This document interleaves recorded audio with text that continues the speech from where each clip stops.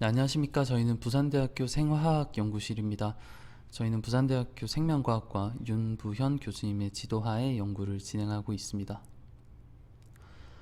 저희 연구실은 크게 네 가지 주제로 연구를 진행하고 있는데요.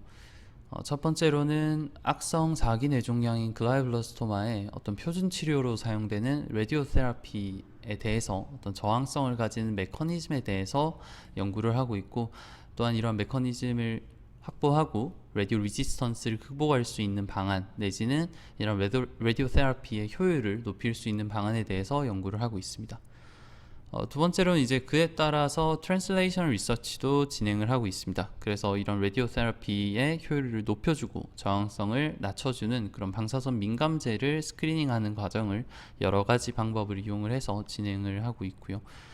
세 번째로는 이러한 포괄적인 의미에서 라디오 테라피의 사이드 이펙트에 대해서도 연구를 하고 있고, 마지막으로 어떤 치료용으로서의 고설량 방사선이 아니라 100mSv 이하의 낮은 설량의 로도즈 레디에이션이 가지는 바이올로지컬 이펙트에 대해서도 연구를 진행 중입니다.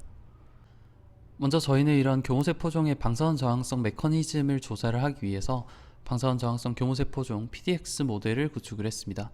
이 PDX 모델, 환자 유래 교무세포종 제노그래프트 모델 같은 경우에 저희는 방사선 저항성의 교무세포종을 만들기 위해서 2그레이씩 5번, 토탈 10그레이를 인비보 사이클 3번을 이용을 해서 토탈 30그레이를 맞은 라디오 리지스턴트 GBM 세포를 구축을 했습니다.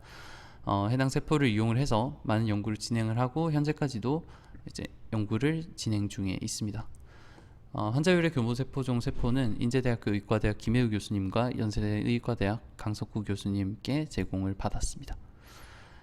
그래서 저희는 교무세포종 방사선 저항성 제어 기전 연구를 하는 데 있어서 어떤 대사에 주로 초점을 맞춰서 연구를 진행을 하고 있습니다. 그래서 작년에 게재된 논문으로는 글루코네오제네시스의 역할을 하는 효소인 FBP와 GBM 어그레시브니스와의 관련성, 그리고 올해 9월에 게재된 논문으로 클립3라고 하는 단백질과 교모세포종 줄기세포 특이적인 포도당 운반체인 글루트3와의 관계, 그리고 그로 인한 라디오 리지스턴스에 관련된 연구가 게재된 바가 있었습니다. 해당 연구는 한국통합생물학회 이번 호의 논문 소개로도 실릴 예정입니다. 네, 이러한 교무세포종 줄기세포를 제어하는 것은 교무세포종을 궁극적으로 치료하는 데 있어서 굉장히 중요하다고 할 수 있습니다. 이런 교무세포종 줄기세포는 컨벤셔널 글라이블러스토마 테라피 이후에도 살아남아서 튜머 리커런스를 일으키는 원인이 되는 세포군입니다.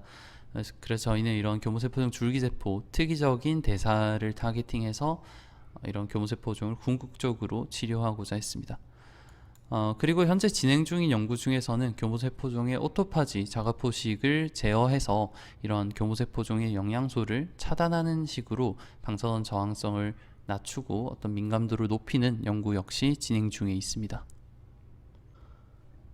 트랜슬레이셔널 리서치의 경우에는 크게 두 가지를 이용을 해서 연구를 진행하고 있습니다.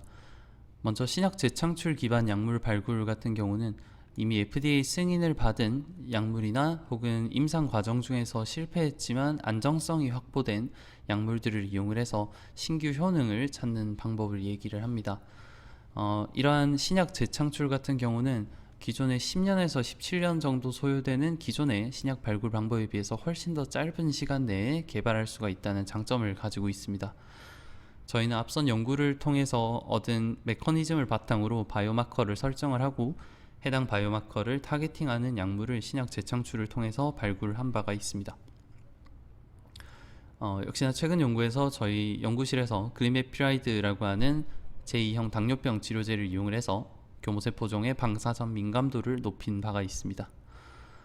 두 번째로 천연물 구조유사체 기반 약물 발굴입니다. 저희는 최근 연구에서 이러한 PGAM1 효소의 액티비티를 낮추는 알리자린의 구조유사체인 천연물 에모딘을 발굴을 하였고, 이러한 에모딘을 통해서 GBM 치료에 적용을 시킨 바가 있습니다.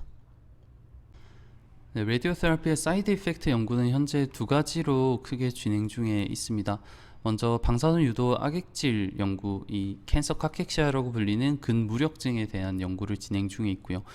먼저 이제 교모세포종에서 방사선에 의해서 엑소조미 스켈레털 머슬에 전달이 되게 되면은 이를 통해서 이제 머슬 신세시스가 줄어들고 머슬 데그레이션이 올라가면서 캔서 커캑시아가 유도된다라고 하는 내용의 연구를 진행 중이고, 또한 이제 방사선 유도 우울증 연구 같은 경우에는 이제 GBM이 아니라 보통 일반인의 뇌에서 방사선 치료를 받았을 때 우울증이 생길 수 있다라고 하는 내용의 연구를 역시 진행 중에 있습니다.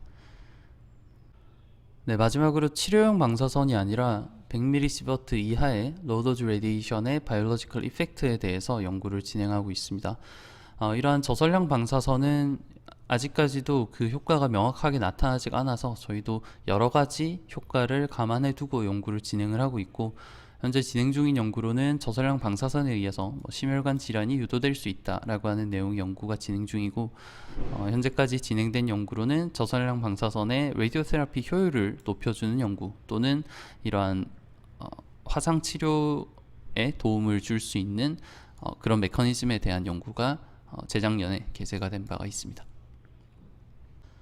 네, 저희 연구실은 윤부현 교수님의 지도하에 연구가 진행 중입니다.